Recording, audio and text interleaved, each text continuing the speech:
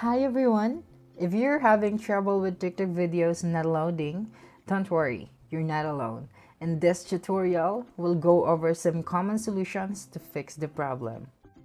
So the first thing that we should do is to make sure that you have a stable internet connections. TikTok requires a strong and stable internet connection to load videos properly.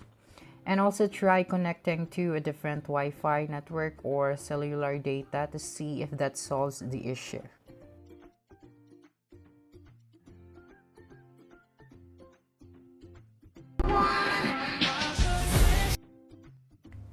Another solution is to update the TikTok app.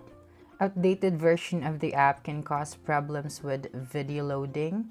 And check for updates in the App Store, iPhone or Google Play Store for Android, and install any available updates. And if none of these solutions work, try restarting your device. Sometimes a simple restart can solve technical issues. And that's it. By following these steps, you should be able to fix TikTok videos not loading.